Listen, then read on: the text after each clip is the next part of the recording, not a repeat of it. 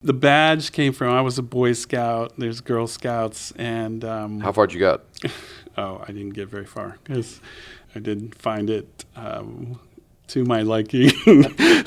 But you remembered the badges. Yeah, I did, because I did the Knots badge. I remember the Knots badge, very clearly, those skills, and those are cool to have. This is High Tech High Unboxed. I'm Alec Patton, and that was the voice of Ted Cuevas. Ted teaches 9th grade physics at High Tech High Chula Vista. He's been teaching since the 1990s, and not only does he know more about project-based learning than almost anyone you'll ever meet, he also has a moral and ethical commitment to teaching that I find both inspiring and challenging, and it really comes through in this conversation.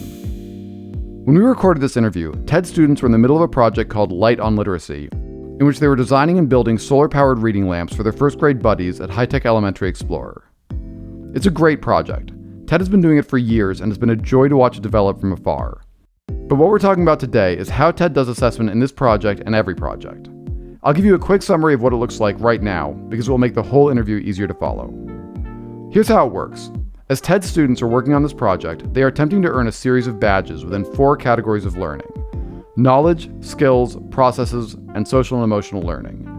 Students earn these badges by demonstrating proficiency either through an actual demonstration or by showing evidence in their work. They do this using their digital portfolio, which then becomes a record of their learning throughout the project. Ted uses a specific platform for digital portfolios. It's called Inquire, spelled Inkwire. You'll hear a little more about Inquire in this episode, but if you really want to get a handle on what it does, you should probably look it up yourself. There's a link in the show notes. So that's what assessment looks like in Ted's class, earning badges by demonstrating your learning. This doesn't sound a lot like school as I remember it, either as a student or as a teacher. But as Ted mentioned a minute ago, it does sound a lot like something else the kids do: scouting. This brought me back to another guest on this episode, the Catalonian educationist Eduard Vallori, who as a child did exceptionally badly at school, but thrived in scouts. Here's a clip from that episode. You talked about at school that you're failing, you don't understand why, no one else seems to understand why, no one has any ideas there. And then meanwhile, were things going better in scouting? Oh, yeah. As I said, I realize now how the two worlds starting to separate in a way that were parallel and distant. And this is because one area was focused on goals that I was unable to achieve for the reasons that they were, and on permanent judgment. And the other world was based on challenges, on love and affection, on sense of community, and on permanent learning. It's like a contradiction that I realize now. Yeah. But learning should have been the main element in my school experience, and it never was. Love, affection, community, and permanent learning are at the heart of Ted's class, and he's managed over many years to craft an assessment system that serves these priorities rather than undermining them, which is no small feat. One final thing before we get into this episode. Ted mentions NGSS a few times, but neither of us ever say what it stands for. It stands for Next Generation Science Standards. And now, here's my interview with Ted Cuevas.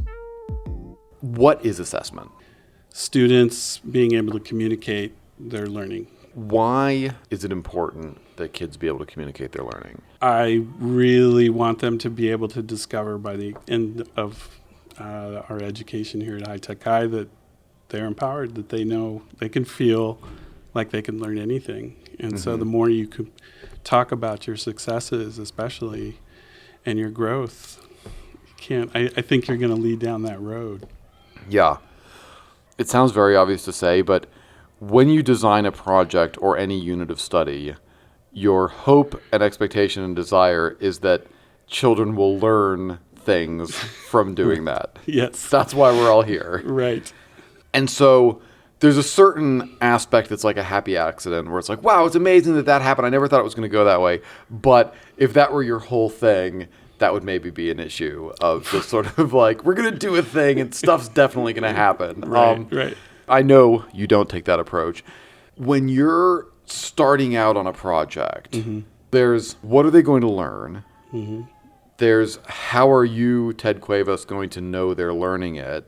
And then there is how are they, student, going to have the opportunity to articulate themselves what they're learning?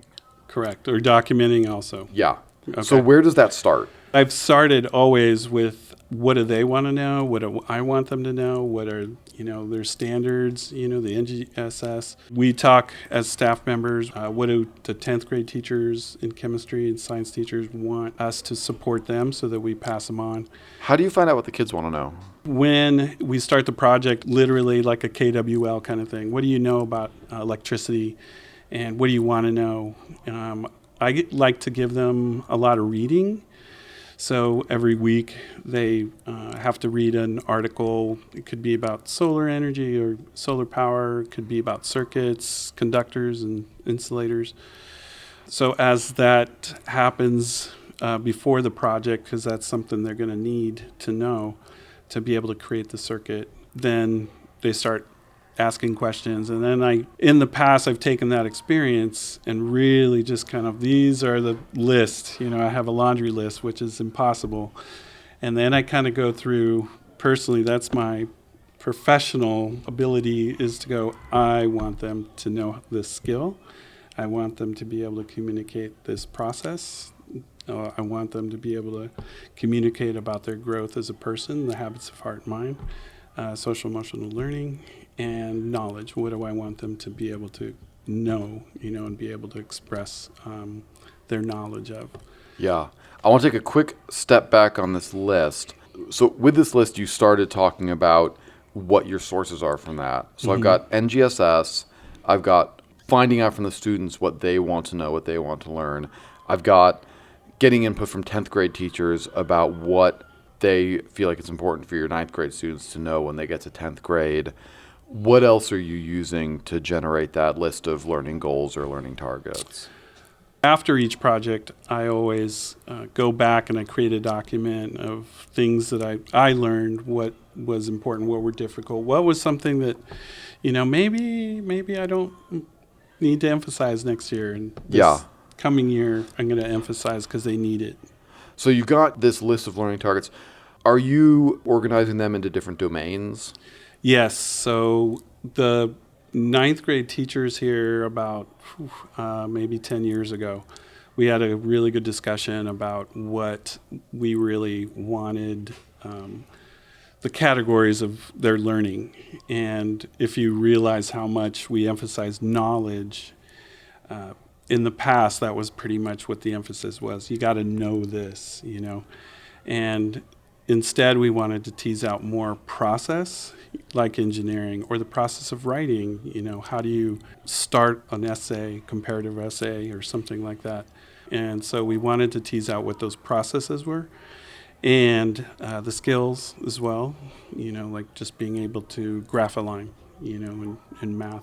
And then obviously, what do you know? What is electricity? Things like that. And the social emotional learning. Those are the 4. The ones we wanted to make sure is we pulled out is, okay, this is important for us to teach as a process. And that could be the design process. It could be the engineering process. Being able to research is a process in itself. So I would say research.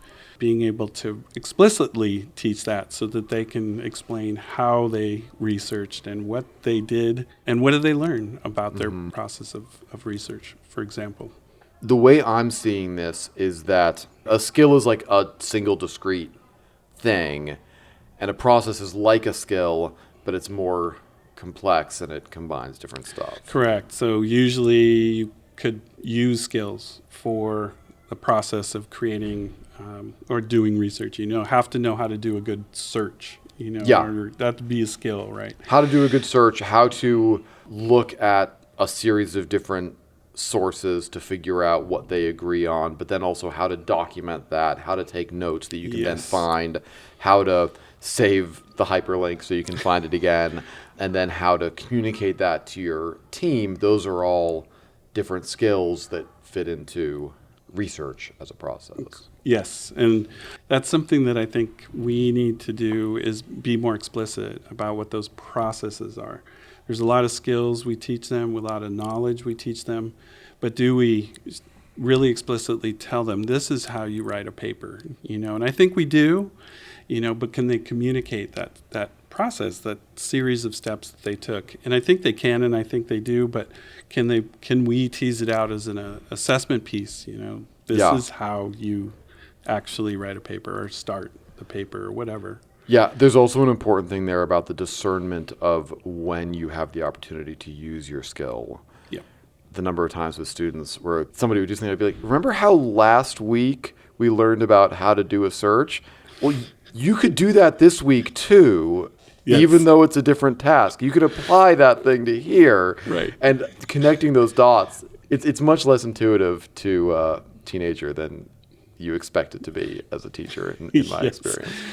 So process, skills, and knowledge, those are your three categories. And social emotional learning. And social emotional learning. Yeah. And that too is assessed, and that's a challenge, but I'm teasing out some things. For example, compassion is a more difficult habit of heart and mind to find evidence for. When have you done compassion? You're a compassionate person. How can you become more compassionate? And how would you be able to assess that? So, we've come up with like nomination. I nominate this person because they showed me compassion and here's the situation. So then that gets submitted as evidence, for example. Yeah. What's a reasonable number of learning targets for a project? So there's a lot. I think what I do is focus on the badges, and that's where I take a lot of time, and this is difficult to do. So 8 to 9, you cannot escape the project. You have to know how to make a circuit. Okay, there's a bunch of skills involved, but you have to know how to make a circuit and what a circuit is. And is that a process, or is it? That is probably more of a skill process, because it's this making of the circuit is, it's a product. There's a lot of skills that are involved, but you have to know how to, draw the schematic. Yeah. Or from the situation, and then be able to model it and then actually do it. So there's a lot involved. And then I kind of break it up by CER. I use that claim, evidence, and reasoning. Okay, this is what I want them to be able to claim about their learning.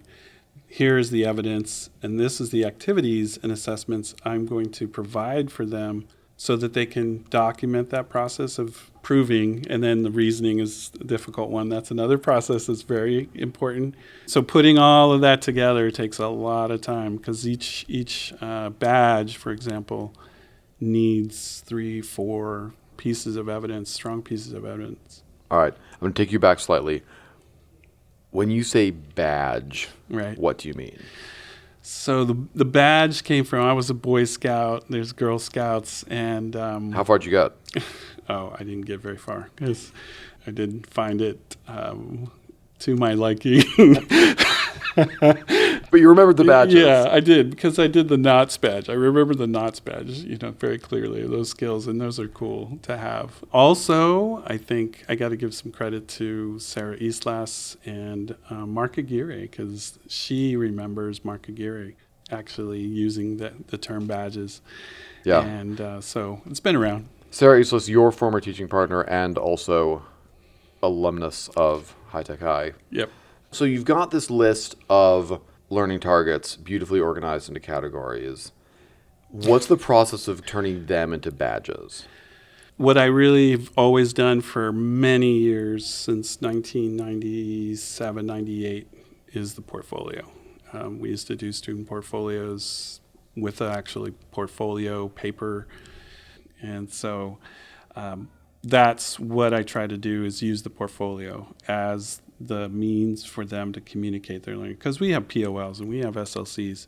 We have visitors all the time. And how easy would it be for the students to be able to show their process of doing the project through a portfolio? That way we don't have to worry about lost papers and all that.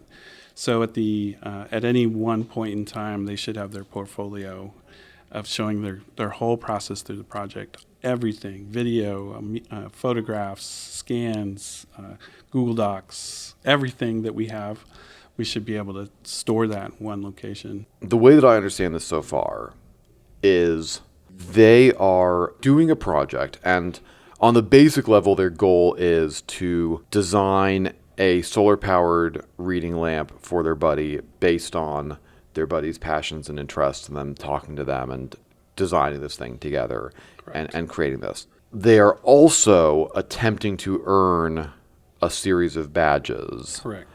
And the way that they earn those badges is by demonstrating their proficiency, and they do that using the portfolio. Exactly. You nailed it right there. Which is like, it's interesting because that is both so normal sounding and so different from how school normally happens.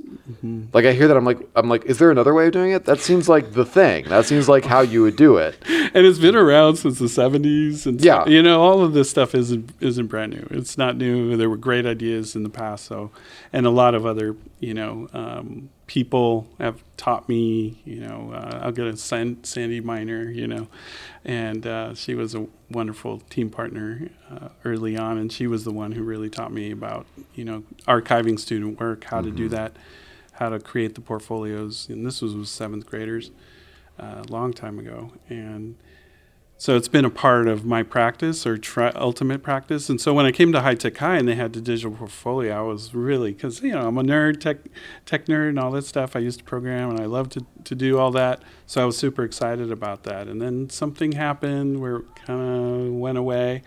And I think we need to come back to being able to really think about what we're teaching, what knowledge, what skills, what all these things, what social emotional learning goals we have for them, and how they can document that process in one place. And that should be a portfolio. You talked about the badge of like making a circuit as a badge.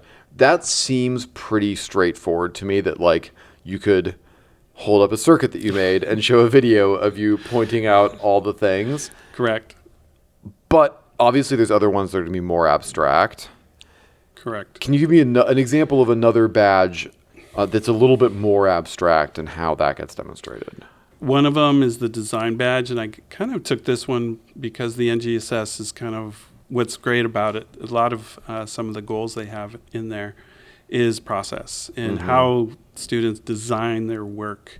So the design process is through research, it's through brainstorm. So documenting all that and the empathy interviews, what questions did you ask? What reflections do you have about your experience with your little buddy? All of that is in, and so it could be, like I said before, the design process, it's a badge. Could be a mixture of some really important assessments and research and documenting what they documented on that. It could be the empathy interview questions they had, and a host of assessments and tasks that they had to complete, or ways to learn those things.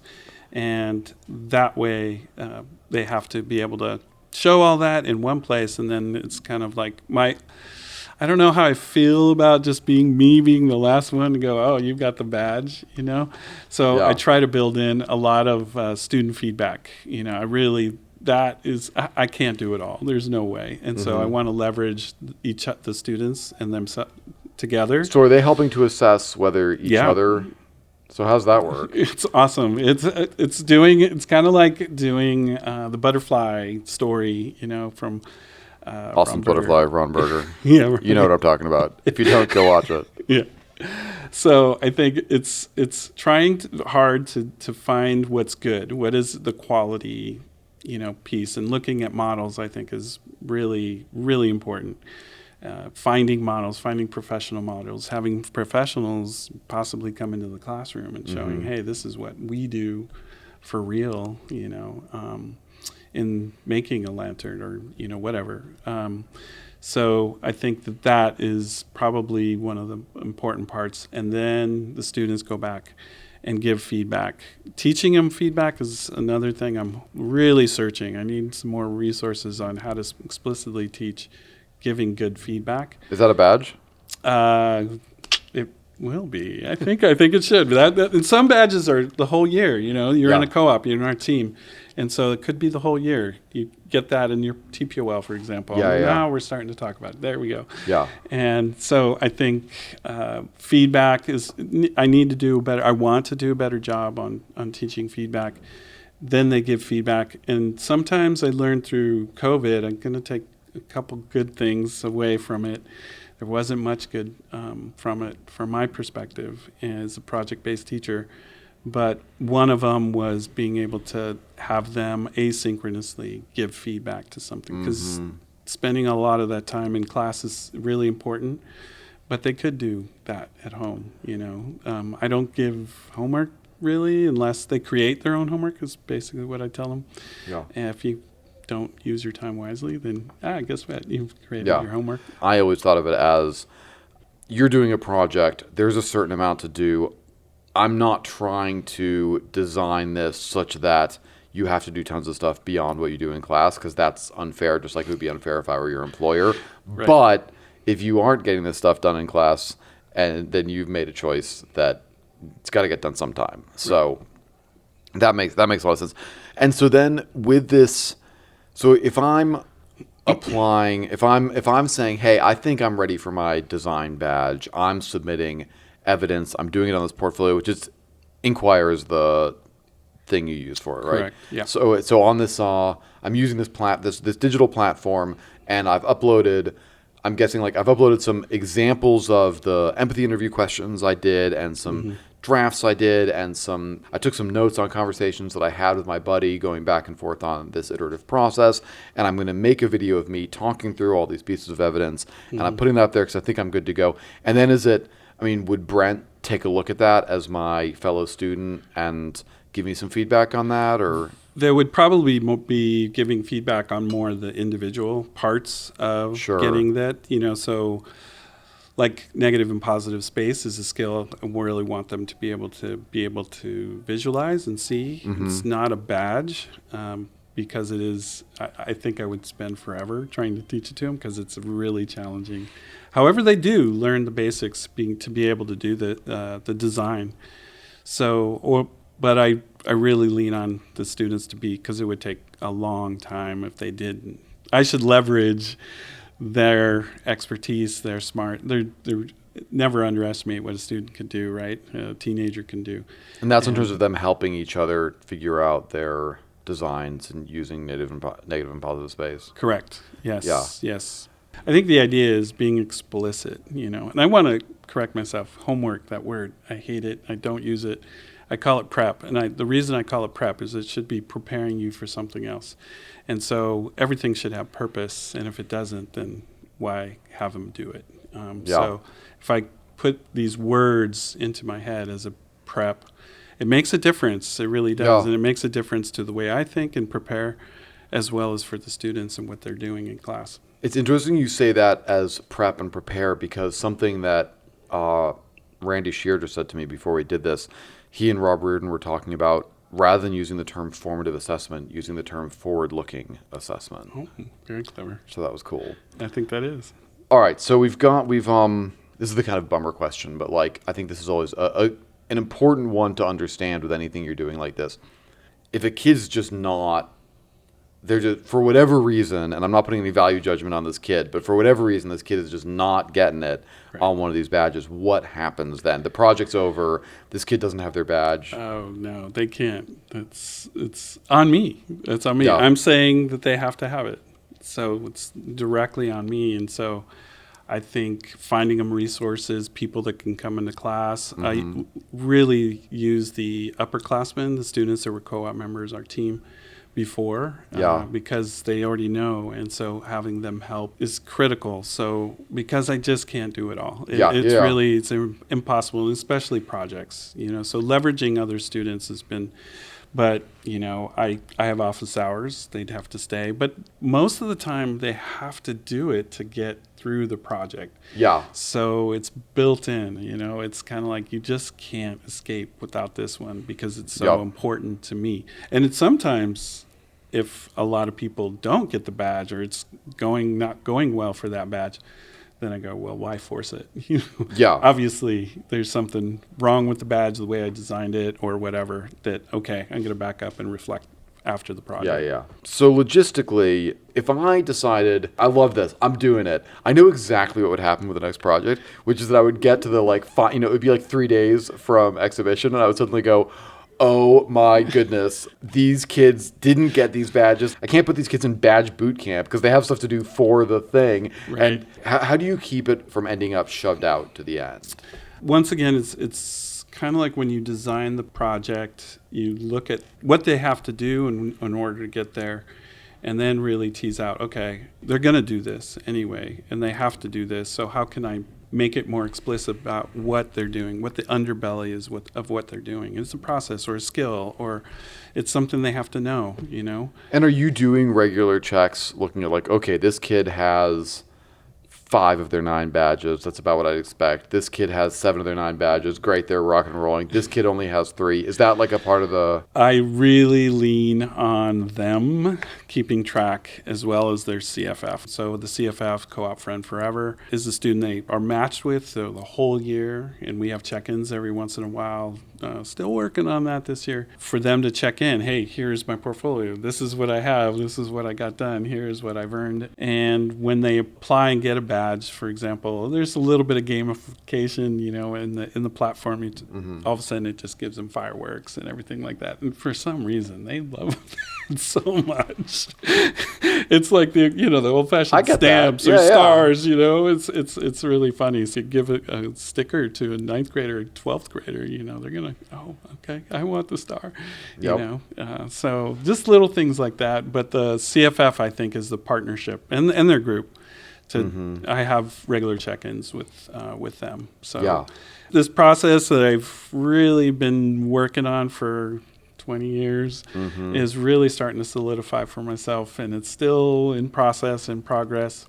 I have this platform now that I can really capitalize on in terms of me giving feedback as well as the students. It's meant to make that easy. Yeah. So I'm still working in how to find teaching time to incorporate me giving feedback on a regular basis. That's what's important. Yeah. So the time I used to spend on grading, what I'm doing, the important thing is that's giving them feedback and recording that. Yeah. And I think one of the interesting things here, I feel like talking about student-centered assessment, as we're talking about here, you have a duty of care as a teacher to have a sense of, are kids learning the things that you hope they're going to be learning, and what help do they need in order to do that? Yeah. But really, much more important than your understanding of that is their understanding of what they're learning and how they're learning it. Obviously, if as a teacher you don't have a handle on what kids are learning, I don't know if that kid learned anything, that's Right. obviously a problem. But Right. if you're oh, I can tell you everything about what Sadie has learned this year, and I can tell you detail, and she can't, that's actually a dereliction of duty as well. Correct. It's hard. This whole system, I guess, what we're talking about is really, really challenging to kind of really make sure it's all happening. It's a lot of dishes in the air, and you feel like you're juggling it a lot. But what I'm trying to do is leverage the people, the students, being able to have them reflect more and see what their peers are doing and everything. That's another cool thing about Inkwire. It's kind of shows everybody's work if it's appropriate. Yeah. And they look at each other's work, and that also kind of boosts, oh, that's how you do it. That's a great idea. And so that has also really improved what is happening with the project. And of course, they care. They care about the little buddy. They want to do their best, and they're going to. Yeah. And, okay, so for somebody who's listening to this, if they're going, okay, this sounds cool, but it's really, really overwhelming, what's one step? Try creating 4 badges Yeah. in the next unit, whatever you want to call it, project, hopefully.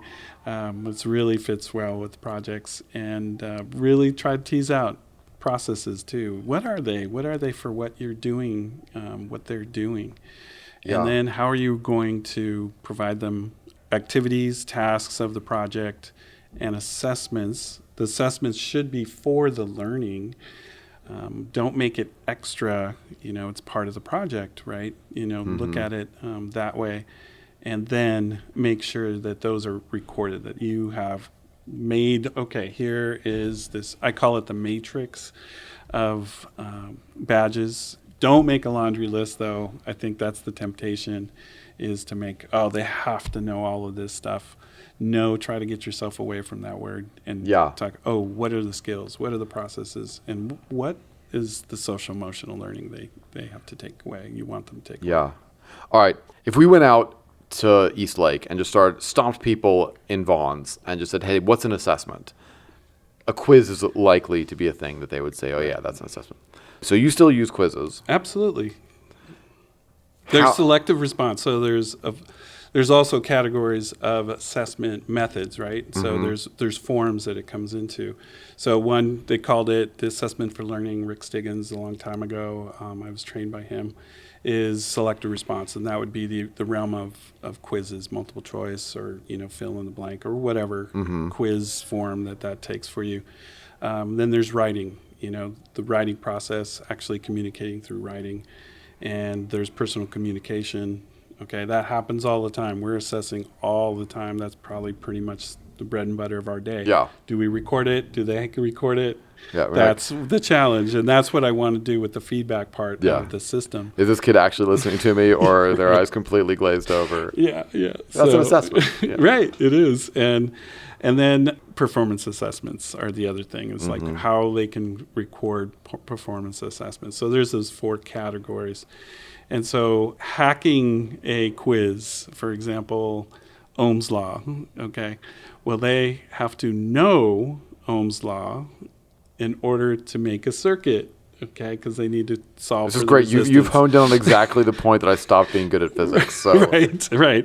And so that is part of, that's one of the badges, is just Ohm's law, and it's a knowledge piece. I want them to know what that means. So how they can use that concept in order to create a circuit is what's really important. Yeah. So it's already built into the process. And so there's 3, maybe 4 different assessments I use. One is a quiz. I want them to just be able to do that. So I'm coming in for a quiz, right? I would know that there was like a quiz on Ohm's law coming up. So I'd go home and I'd study, and then I would take the quiz and I would turn it in. I'd be like, I hope that went well. And then a day or 2 later, depending on how quickly my teacher was able to get through our stack of quizzes, I would, get it back and there'd be a grade, and I'd be like, okay, I got a, B on Ohm's law. Hopefully I'll do better on the next one. And then the next quiz would come around. I'd study for that. That how it happened for you? So there's a couple things, and I've done this for a long time. I was taught, there was a teacher, she was maybe teacher of the year for California. Anyway, and there's a book that I read, Time Management for Teachers. It's not out of print now. It's a shame. But one of the things is you don't grade the quiz, create the quiz for easy grading, and you do it in the class. So it's immediate feedback. So after the quiz is over, I'll give them purple and green pens or whatever, something that they don't usually have, and we trade them off, and I go through all the solutions, and they compare it to what they've done, and that is what they do. They get it immediately. I don't have to spend 3 or 4 days, and by the end of 4 days, what is this paper? Okay, I got 80%, and then I can't do anything about it. So what I do then is they have to have 80% or higher in order to pass that quiz, 80% of those correct. And so then it's on me. If I say that that's what's got to happen for all my quizzes, then it's on me. How am I going to make sure that any student can make sure to make it up? And they all do. I don't know why. I don't know. I'm not doing any magic, I don't think. But I don't do a lot of the quizzes because there's other assessments I use for Ohm's Law, for example. So let's say I take my Ohm's Law quiz. It's a little raw. I hand it to Brent. I'm like, I don't know. Brent gets out his purple pen, and he marks it up, and he hands it back to me. He's like, dude, sorry, you got 50% on the. And I'm like, how am I going to get to my 80%? What do I do then? So that would probably be during my office hours. So I have office hours, specific times. I want to go home, so I announce these. it's going to be, let's say, Monday, Wednesday. And those are the times. And if I need to, I'll sit there and go, okay, do you want me to call your family or email your family to tell them that you're going to be staying after school to either get help? Okay, maybe they need a lot more help, and to take the quiz. So once again, I have several versions. If it takes 3-4 versions, they're going to get 80%. They're going to do it. And if that's important to me. And in some cases, man, it's like, why do I? And they keep with it because I keep with it. They see that I'm committed to them and they're committed in reciprocal. So I think that is important. It's on me, but I don't do a lot of quizzes. I don't do a lot of tests. Well, it would be a nightmare if you did. I mean, if you were doing a lot of quizzes and everyone had to get 80% and everyone was coming after school, it would just be. Well, it's the right thing to do. But you're right. Saying, you're right. If you were doing lots and lots of quizzes and you were just like constantly like, just had your classroom full of. Also, I think like at a certain point, engagement would dip. Yes. Yeah. And that's what's happening in classrooms across, the United States. It's part of the system, and we still do it. We all went through the system, all of us. And so that's how we teach sometimes. When we're tight, that's how we teach. And so really observing other teachers as well as getting some really good ideas from other experienced teachers over the years for me. I was like, okay, man, that's brilliant, to do it this way. And everybody thinks, oh my gosh, the kids are he's getting an F and everything. It really doesn't happen that way. I think it's really weird when it's part of your culture to support one another and be supportive and to like really have these habits of heart and mind a part of your day, part of what you do in your class. I don't see it, I really don't. I think I risk that and they risk it. We share our mistakes because we want help. We have dilemma consultancy, times where we get together and collaborate as teachers. That's what do I do? How do I do it? And we're asking each other, and that's an important skill. So not to be afraid. And that's what I was sold on that's what I love. Actually, that's why I'm here to a large degree. Is because of teams. I will always do projects, even in a more self-contained situation, and I always did before. But with the team, I can actually develop those social emotional learning and really work with my team teaching partner on trying my best to bring them confidence. Yeah. I think it's about that. That's it, and if they can solder, they have to know how to solder. Trust me, they're going to be like so excited. Yeah, I did it. It's kind of funny. And then, some of the students I never would expected to do an electronics project in junior year or senior project are coming to me is feeling empowered. Like, I know how to do this. I can solder. Mr. Ted, can I borrow the soldering equipment? And I was like, do you need a refresher? I got this. I know. It's because of the method or whatever. I have this method anyway. And so it's basically empowerment. I really want students to feel like they can learn anything. And if they can communicate that, I would love to see our high schools asking that question. Do you feel like you're ready to learn anything? Because you can. I can tell by the sound behind me that we are in fact in a passive yes, period. I have my children, but it's okay. They go outside. Right. Awesome, Ted. Thank you so much. Okay, no, thank you. It's always a pleasure to see you, Alec. You're one of my favorite people. No, thank you so much. You're one of my favorite people. And I miss you, and it was great working at the same school when you were here. High Tech High Unboxed is hosted and edited by me, Alec Patton. Our theme music is by Brother Herschel. Huge thanks to Ted Cuevas for this conversation and to Brent Spurnack for running sound on this interview. In the show notes, we have a link to the project card for the Reading Lights project, as well as a link to the website for Inquire. That's the digital portfolio platform that Ted uses. Thanks for listening.